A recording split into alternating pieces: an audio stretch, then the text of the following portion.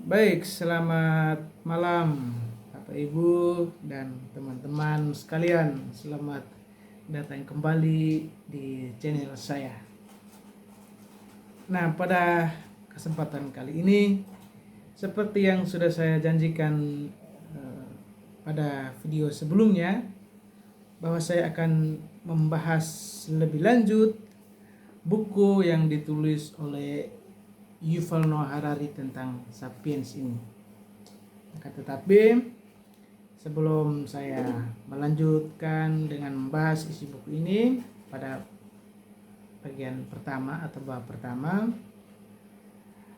saya hanya ingin memberikan informasi bahwa pembicaraan mengenai Sapiens atau Homo sapiens ini sebenarnya sudah saya bahas kurang lebih 2 atau 3 tahun yang lalu. Jadi sebelum memahami materi yang kemarin, yang part pertama tentang Sapiens, dan materi yang akan saya sampaikan ini, sebaiknya atau alangkah baiknya Bapak Ibu, teman-teman sekalian bisa menonton video saya yang saya buatkan itu. Nanti saya akan sertakan linknya di deskripsi, atau bisa scroll saja YouTube saya ini di bagian 2 atau 3 video di bagian awal. Nah, di situ saya menjelaskan tentang Homo sapiens. Kurang lebih tahun 2022 atau 2023. Baik, dalam buku Sapiens, sejarah singkat umat manusia yang ditulis oleh Yuval Noah Harari ini membuka narasinya dengan bab yang berjudul hewan tak berarti atau hewan yang tak berarti, and animals of no significance. Nah, pada bagian ini sebenarnya menjadi landasan penting untuk bagaimana kita memahami apa yang disebut dengan revolusi kognitif yang mengubah posisi manusia di alam semesta. Nah, mungkin saya hanya meringkasnya ya mengenai konsep tadi, bahwa manusia atau sapiens itu sebagai hewan biasa pada bab ini. Harari dia menekankan bahwa sekitar 70.000 tahun yang lalu Homo sapiens itu hanyalah hewan biasa yang tidak memiliki pengaruh besar terhadap ekosistem. Jadi selama jutaan tahun sebelumnya, manusia itu berada di tengah rantai makanan. Sapiens atau kita berburu hewan kecil, mengumpulkan tumbuhan sambil terus-menerus merasa takut dimangsa oleh predator besar seperti singa di darat atau hiu di laut. Kemudian sapiens juga bukan satu-satunya manusia. Pada masa itu setidaknya ada 6 spesies manusia lain yang hidup di bumi, seperti Homo neanderthalensis dan Homo erectus.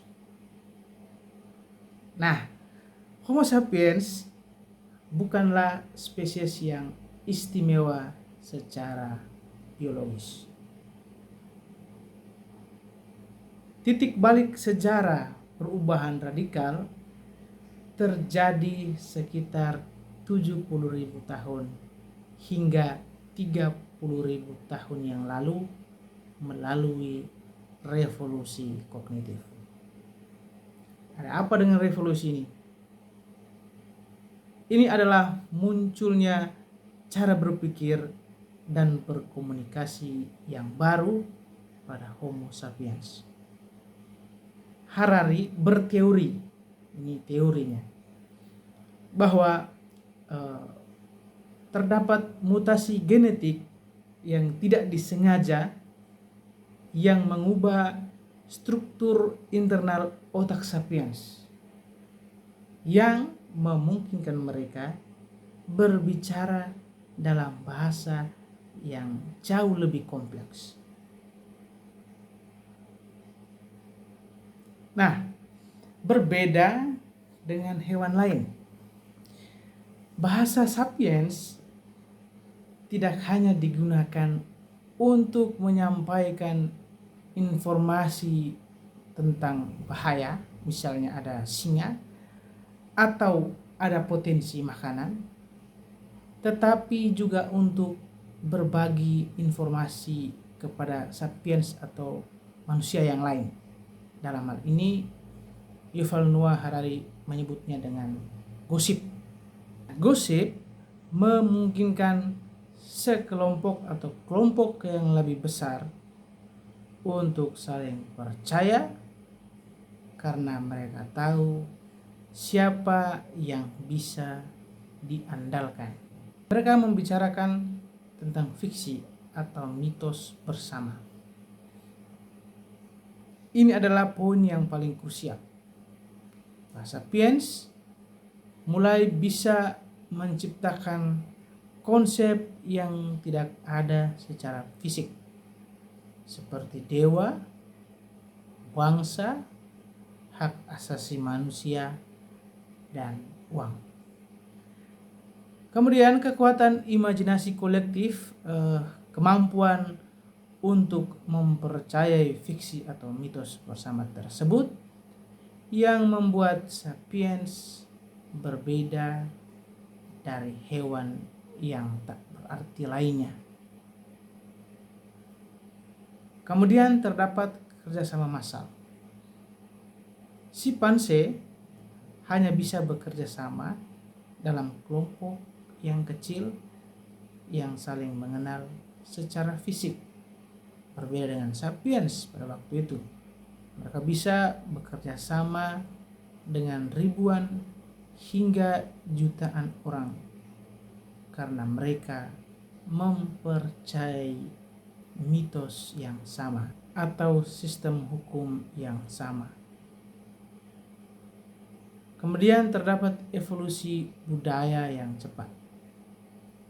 Nah, karena kerjasama didasarkan pada mitos dan bukan hanya insting secara biologis, sapiens bisa mengubah perilaku mereka dengan cepat tanpa harus menunggu evolusi genetik selama jutaan tahun.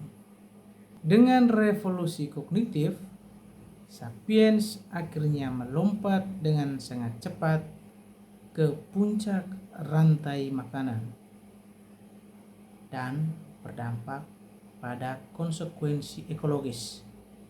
Sebagai hewan tak berarti yang tiba-tiba menjadi sangat kuat, sapiens tidak memiliki waktu untuk beradaptasi secara ekologis.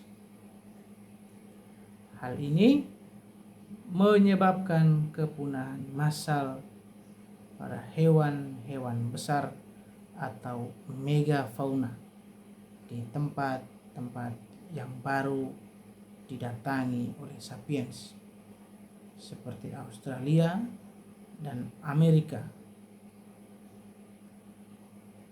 Sapiens kemudian menjadi spesies yang paling mematikan dan dominan di bumi, bukan karena kekuatan fisik, melainkan karena kemampuan unik otak mereka untuk berimajinasi dan bekerja sama secara massal.